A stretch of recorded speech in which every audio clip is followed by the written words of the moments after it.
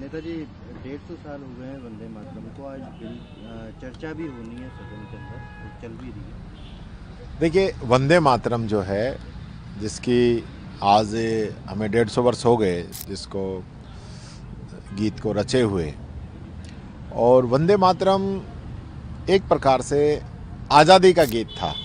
जो क्रांतिकारी थे, जो आज़ादी की लड़ाई लड़ रहे थे, वो इस गीत को गाते थे। और कांग्रेस के अधिवेशन में 1896 में इसको पहली बार गाया गया था, और लगातार इस गीत को गाते हुए आज़ादी की लड़ाई लड़ी। और जब वंदे मातरम गाते थे तो अंग्रेज उन लोगों को बंद भी करते थे, उनको अरेस्ट करते थे। तो एक डर रहता था कि वंदे मातरम गाने वालों को अंग्रेज बंद कर सकते हैं, लेकिन उसके बावजूद भी हमारे आज़ादी के दीवाने वंदे मातरम को गाते रहे, और कांग्रेस ने इस गीत को अपनाया। रुकिए और जरा ध्यान से सुनिए। क्या आप हमारी इन खबरों से अपने व्यापार को भी बढ़ाना चाहते हैं? तो आप भी खबरों के दौरान इस तरह के एलिमेंट्स पर अपना विज्ञापन दे सकते हैं, या फिर ऐसे खबर के 1 मिनट बाद अपना पूरा विज्ञापन डलवाएं, जो कि 8 लाख से ज्यादा सब्सक्राइबर्स और फॉलोअर्स वाले द फैक्ट इंडिया चैनल्स और पेजेस से राजस्थान के कोने कोने में पहुंचेगा, और इससे आपका व्यापार, ब्रांड सब कुछ बढ़ेगा। और हमेशा उस समय से लेकर आज भी हमारी कांग्रेस की मीटिंग होती है तो उसमें वंदे मातरम और जनगण मन दोनों, एक शुरुआत में एक लास्ट में, आज भी गाए जाते हैं। लेकिन मैं इनसे पूछना चाहता हूं, इनकी स्थापना 1925 में हुई आरएसएस की। आरएसएस ने वंदे मातरम क्यों नहीं गाया? आरएसएस ने तो अपना अलग गीत बनाया है, वंदे मातरम तो कभी गाया ही नहीं। तो आज किस प्रकार से ये लोग इस पे राजनीति करना चाहते हैं? वंदे मातरम हमारा मान है, सम्मान है, स्वाभिमान है। हमारे आज़ादी के जो दीवाने हैं, जिन्होंने आज़ादी की लड़ाई लड़ी, उनकी शान है। तो वंदे मातरम तो कांग्रेस का, इनका लेना देना क्या है? 10 तारीख को प्रवासी राजस्थानी दिवस मनाया जा रहा है। इसके साथ ही 2 साल सरकार के होने वाले हैं। ये बड़ी उपलब्धि बीजेपी अपना। देखिए, जो प्रवासी दिवस मना रहे हैं, अच्छी बात है, मनाना चाहिए। हमारे जो राजस्थान के प्रवासी हैं, जिन्होंने देश दुनिया में जाकर हमारे राजस्थान का मान सम्मान बढ़ाया है, अपना घर बार छोड़ के गए वहाँ पे, लेकिन फिर भी अपनी मातृभूमि को लोग नहीं भूले हैं। मैं अभी यूएस से गया, मैं बहुत लोगों से मिला था जिनको राजस्थान से बहुत प्यार है, राजस्थान में कुछ करना भी चाहते हैं। लेकिन यही प्रवासी दिवस इन्होंने लास्ट ईयर भी मनाया था। तो लास्ट ईयर जो घोषणाएँ की थी, जो वादे किए थे प्रवासियों से, वो पूरे कर दिए क्या? सबसे पहले तो यही पूछना चाहता हूँ।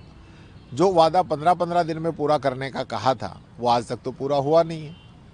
अब सिर्फ इसको एक इवेंट बनाना, पॉलिटिकल इवेंट के रूप में इसका प्रसार करना और राजनीतिक फ़ायदा उठाने के लिए सब कर रहे हैं। हकीकत कुछ नहीं है। ये बताएं कि प्रवासियों के लिए इन्होंने कौन सी स्कीम बनाई है, कौन सी सिंगल विंडो तो हमने पहले ही बना दी थी। इन्होंने कौन सा अलग से क्या किया है प्रवासियों के लिए जो हमने नहीं किया और वो ये कर रहे हो, ये बताएं। 2 साल भी होने वाले हैं और 15 दिन तक 2 साल तो देखो जी, राजस्थान की जनता ने जैसे निकाले हैं, राजस्थान की जनता ही जानती है। और अभी तो चुनाव आज नहीं है, नहीं इनको बता देते 2 साल के इनका कार्यकाल कैसा है। तो मौका तो अब 5 साल में ही आएगा। तो 3 साल बाद जब चुनाव होगा तब इनको हकीकत पता चल जाएगी। और अब की भी जो हकीकत है, खुद जो है भजनलाल जी ने कहा था कि अंता चुनाव जो है वो हमारे कामों पे मोहर लगाएगा। हमारे सरकार का जो है ये एक प्रकार से सेमीफाइनल है कि इसमें किस प्रकार से हमारी सरकार ने काम किया है। तो जनता ने बता दिया। अंता कोई 100-150 वोट से रह गए नहीं भाई साहब, तीसरे नंबर पे आते हैं लोग। तो ये स्थिति इनकी है, इस सरकार की है। तो मैं यही कहना चाहूँगा, 2 साल कोई ध्यान नहीं दिया है किसी भी प्रकार का। और जैसे ये लोग जिन बातों के साथ 2 साल पे आएंगे ना, उसी बातों के साथ मैं भी इन 2 साल में इनका जवाब देने के लिए तैयार हूँ। एक नवजोत कौर सिद्धू ने बयान दिया है कि 500 करोड़ रुपए देते हैं और मुख्यमंत्री बन सकते हैं कांग्रेस। उन्होंने खुद ही खंडन कर दिया इस बात का कि मेरे से तो किसी ने मांगे नहीं है। तो ये इस प्रकार की जो बातें हैं, मैं समझता हूँ ये ऐसी अफवाहें, इनमें नहीं पड़ना चाहिए। लेकिन बीजेपी इसको लेकर काफ़ी बयानबाजी करती है। बीजेपी का तो काम ही यही है। बीजेपी के पास खुद का कोई एजेंडा है क्या? दिन भर बस यही करते रहो, कौन क्या कह रहा है खुद ही कहलवा दो और खुद ही फिर उस बातों को उठाने लग जाओ और पता नहीं क्या क्या। बीजेपी कोई सीरियस नहीं लेता आजकल। बिजनेस अच्छा हो सकता है, लेकिन अगर नाम नहीं दिखा तो पहचान कैसे बनेगी?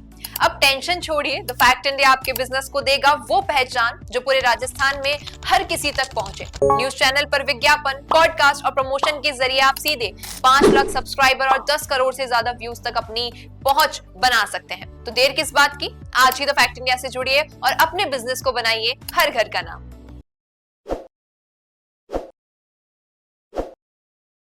ताज़ा खबरों के लिए विजिट करें द फैक्ट इंडिया की वेबसाइट और डाउनलोड करें द फैक्ट इंडिया ऐप।